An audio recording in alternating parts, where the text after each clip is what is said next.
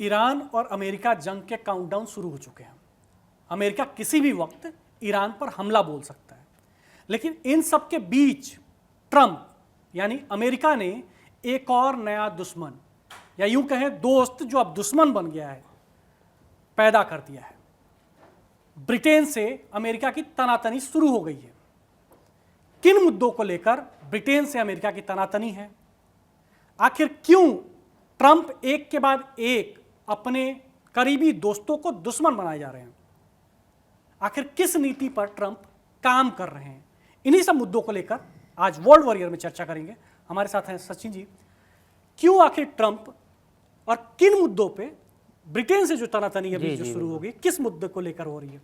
देखिए, ये मुद्दा तो सबको पता है, डिएगो गार्सिया का मुद्दा है, जहाँ 60 द्वीपों का समूह है, उसमें एक द्वीप है और उसे लेकर, क्योंकि वहाँ अमेरिका और ब्रिटेन का साझा सैन्य बेस है। सवाल ये नहीं है कि सिर्फ सैन्य बेस है, बल्कि अमेरिका को देखिए, जहाँ उसकी नज़र पड़ती है वो उस चीज़ को हथियाना चाहता है। बिल्कुल। पहले मतलब ग्रीनलैंड का कोई नाम अता पता नहीं था आज से 50 साल तक। अचानक से अमेरिका बोला कि मुझे ग्रीनलैंड चाहिए। वेनेजुएला बीच में बेचारा बैठा था शांत, उसको पता ही नहीं था उस पर हमला होने वाला है। रातों रात वेनेजुएला पर अमेरिका ने कब्जा कर लिया और अभी तक देखिए क्या वेनेजुएला की स्थिति है, सारा कंट्रोल अमेरिका के पास है।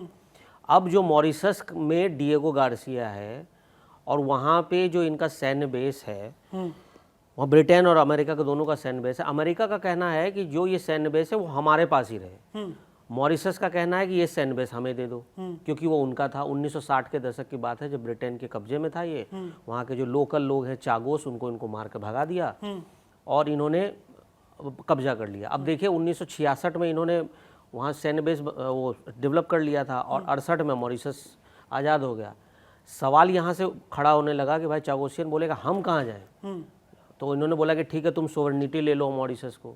यही 2025 अभी हाल में समझौता हुआ है, जिसमें जो है मॉरिशस को कहा जा रहा है कि भाई तुम्हें हम सोवरेनिटी दे देते हैं, 47 अरब डॉलर भी दे देते हैं, लेकिन सैन्य बेस हमारे पास रहने दो। बिल्कुल। तो यही सब घालमेल चल रहा है और अमेरिका इस वजह से ब्रिटेन पर दबाव डाल रहा है। वो एक्चुअली चाहता है कि सैन्य बेस पर उसका कब्जा हो जाए, लेकिन चूंकि अमेरिका तो इसमें है ही नहीं कहीं ना, वो तो ब्रिटेन की वजह से वहाँ सैन्य बेस बन गया जिसमें अमेरिका ही है।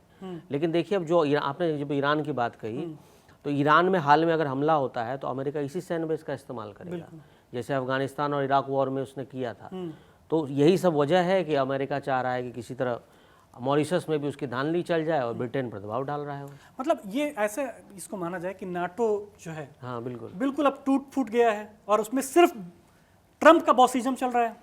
ये तो नाटो के साथ हमेशा ही कर रहा था, आपको भी पता है। ब्रिटेन का कोई रोल ही नहीं है मॉरिशस में। सैन्य बेस जो है, आप देखिए ब्रिटेन कितने युद्ध में शामिल हुआ, जहां अमेरिका जाता है ब्रिटेन पीछे पीछे जाता है। तो ब्रिटेन की मजबूरी है, तो उसका सैन्य बेस से ब्रिटेन को कोई फायदा होना नहीं है। लेकिन चूंकि अमेरिका दबाव डाल रहा है, इनडायरेक्टली वो चाहता है कि वो सैन्य बेस अमेरिका के हवाले कर दिया जाए। लेकिन आप सोचिए, इतने 1000 किलोमीटर दूर आप तो ऑलरेडी आपका मिडिल ईस्ट में सैन्य बेस बना हुआ है, कतर में, अफ्रीका में आपका सैन्य बेस बना हुआ है, तो आप कितनी जगह सैन्य बेस बनाओगे? लेकिन जो खासकर जो चागोसियन लोग हैं, वो लोग अपनी मांग कर रहे हैं, ना हमें मुआवजा मिला। अमेरिका चाहता है तो वो बसे भी नहीं, तो वो लोग जाएंगे कहाँ? इनकी तो कोई पूछ ही नहीं रहा। जो अभी वर्ल्ड का जो जियोपॉलिटिक्स चल रहा है उसमें जो लोकल लोग हैं और जो मॉरिशस है, उनकी तो कोई बात ही नहीं कर रहा, जिनकी जमीन है। बात हो रही है अमेरिका और ब्रिटेन की, जिनकी वो जमीन नहीं है। यूएन में भी मॉरिशस जीत चुका है, आईसीजे में भी मॉरिशस जीत गया कि ये जमीन अब, ये जो द्वीप है, छोटा सा द्वीप जो है, मॉरिशस को है। लेकिन सोचो, मॉरिशस की कोई सुनने वाला नहीं। अब वहाँ सैन्य बेस आप बनाकर दुनिया तो कब्जा नहीं कर लोगे। लेकिन अमेरिका सोचिए, आप यहाँ पे भी कितना चालाक है कि 1% वो जगह नहीं छोड़ना चाहता जहाँ से उसको हल्का सा भी नुकसान हो, खतरा हो। जी, जब से खाड़ी युद्ध हुआ था तो उसमें उस समय खबरें आई थी कि कुछ प्लेन भारत में आए थे रिफिलिंग के लिए। तो ये अमेरिका चाहता है कोई दुनिया का एक ऐसा कोना भी ना बचे जहां उसके सैन्य विमान ना उतरे। कल को मॉरिशस पे ही कब्जा कर लेगा, इसका कोई ठिकाना नहीं है। मतलब इसी नीति का नतीजा है कि जैसे कि दोस्त तब तक हो आप जब तक हमारे ऊपर खतरा नहीं है। हाँ बिल्कुल। और खतरा अगर आया तो आप दोस्ती की भाड़ में पहले मैं अपना फायदा देखूंगा, अपना सुरक्षा देखूंगा। और इसी नीति पे ट्रंप जो है काम कर रहे हैं। कनाडा से भी दुश्मनी, उधर ग्रीनलैंड, फिर वेनेजुएला। क्या आखिर चाहते क्या? मतलब एक साथ अगर ट्रंप जो है कई फ्रंट पे अगर अपना गेट खोल देंगे वॉर के लिए, तो अभी जो ईरान में जो स्थिति चल रही है, इस स्थिति को लेकर ट्रंप के हालात क्या हो जाएंगे? देखिए, ट्रंप एक बिजनेसमैन है, तो उनका पहला मकसद यही होता है कि हर जगह बिजनेस किया जाए। बिल्कुल। लेकिन इनकी पॉलिसी है धमका कर बिजनेस करने की, कि भाई पहले अमेरिका की जो हमेशा से पॉलिसी रही कि किसी देश में अस्थिरता लाते हैं, फिर उस देश पे सैंक्शन लगाते हैं, फिर वो देश जब पूरा गरीब होने लगता है तब अमेरिका बोलता है तुम्हारी सरकार नहीं चल रही, अब हम तुम्हारी सरकार चलाएंगे।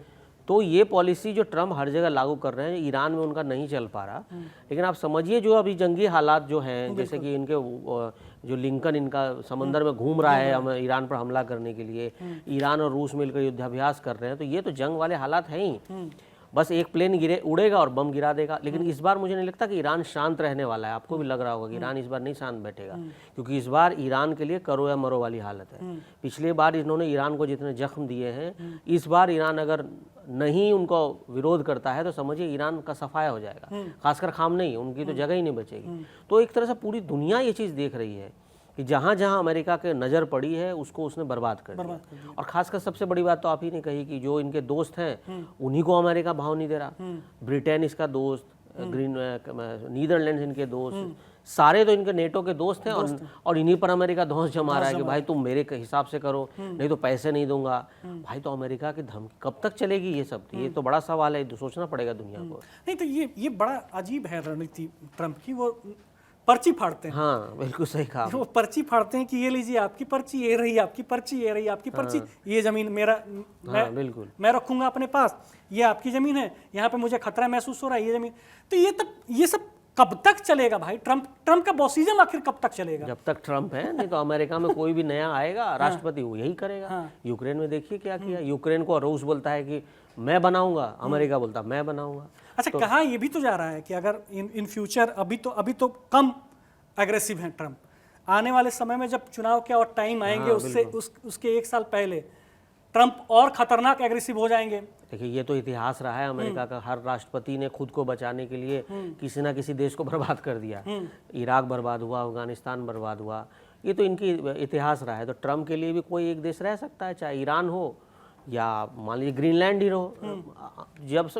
जब चुनाव आने, मुझे तो नहीं लगता उतना इंतजार भी करेंगे ट्रम्प ईरान के लिए। मुझे तो लगता है आने वाला ये 26 है, इसी में ट्रम्प कुछ ना कुछ धमाका कर देंगे। और इजराइल तो उनके पीछे लगा ही है बम गिराने के लिए। और बस ईरान के साथ वह है कि उनके अल्लाह ताला उनके साथ रहेंगे तो ईरान बचेगा, नहीं तो ईरान का कोई मालिक नहीं है। चीन भी नहीं आएगा, रूस भी नहीं आएगा। ये लोग तो खड़े होकर बस बयान ही देते रहते हैं। कहाँ, जब ईरान पर इतने सारे बम गिरे, देखिए ना चीन आया ना रूस सामने आए। खाली बस दुनिया भर में ये था कि बहुत बड़ा देश है ईरान, जो जितनी मुस्लिम कंट्री है वो साइड हो गई, तो ईरान अकेला रह गया। तो देखिए ईरान की तो हालत पतली है।